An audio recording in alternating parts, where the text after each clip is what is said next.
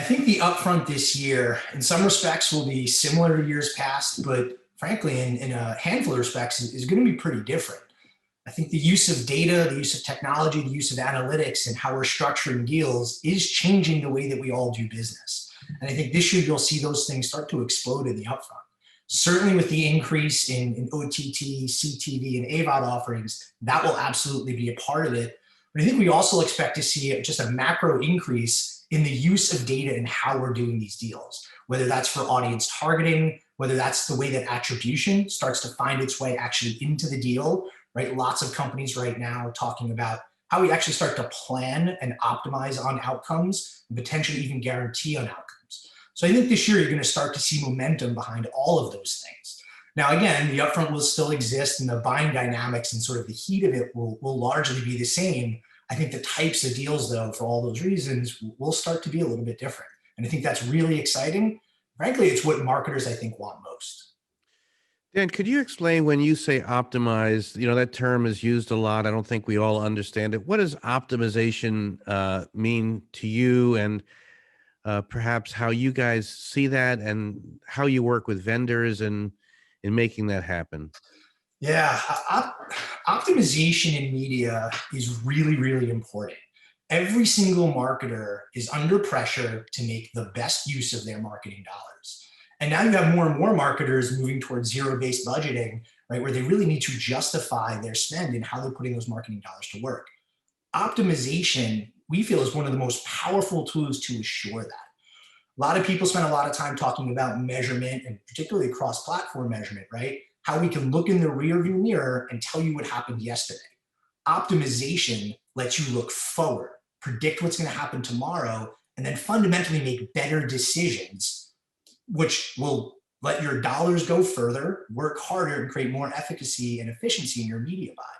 Now, the way you do that, that's the million-dollar question, right? There's lots of different ways to do it today. All of it requires data, right? So the more that you can dress inventory and demand with data that better sort of better explains the exchange of value between both demand as well as the inventory, that's the key to it, right? So you want to be able to understand all of your inventory based on how people value it, right? And then you functionally want to be able to use math algorithms and models to ensure that when you have to make a placement choice, right, whether it's a unit or an impression, that you're doing that because you know that that unit or that impression helps achieve whatever that goal is, right? However you're ascribing value, whether that's optimizing to get more impressions, more reach, more outcomes, right? Whether that's foot traffic or sales, that's the magic of optimization.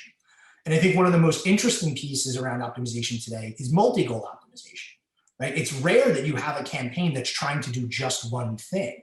More often than not, you have multiple goals for a campaign. You want to reach a lot of people. You want to drive foot traffic. Maybe price is still an important consideration. It usually always is, right? There's a finite budget, right? So multi-goal optimization in terms of how you work within a set budget and then make fundamentally the best choices to achieve all of those goals, maybe not the best, but in concert together, that's where we need to go as an ecosystem. Dan, what are you doing or seeing in terms of data-driven investment and audience-based planning? And I know there's quite a lot of interest in that.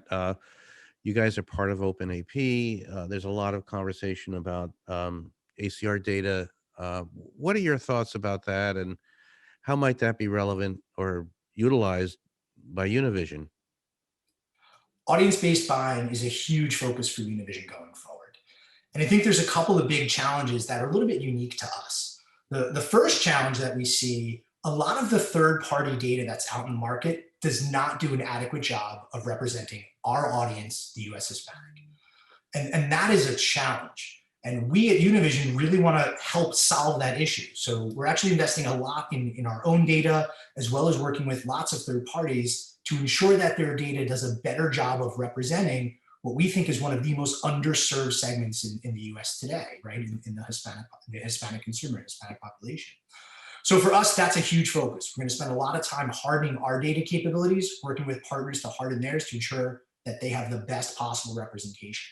We're also going to be investing a lot in what we do with that data, right? How we can better optimize, whether that's around cross-screen optimization, so that we can fundamentally stitch together national and local and digital and AVOD, radio and audio fall into that picture as well, right? We want to be able to aggregate all of that supply and that audience, dress it with a common set of data, so that now when somebody tells us there's a particular segment that they're interested in, we can now effectively put them at the right message on the right screen at the right time, again, to optimize across all of those touch points. That's one of the biggest, we think, advantages for Univision, right? We have such a broad reach of the US Hispanic consumer. We touch them across every single modality, right? Certainly national media, local media, broadcast, and cable. And now with the launch of Prende TV, that is a huge opportunity for us, right? And we think that service is going to explode as we move throughout this year. So ensuring that we can properly plan across all of those modalities, really, really important. And we also don't want to forget about radio. Believe it or not, we feel that radio and audio is one of the easiest and fastest ways to add incremental reach for the US Hispanic consumer, right? So that's sort of the way that we're thinking about audience, very much holistically, right? Ensuring that we have the best data sets that properly represent this audience, and then building the right tools and capabilities so that we can aggregate that supply, dress it with data, and optimize to put the right message in front of the right consumer at the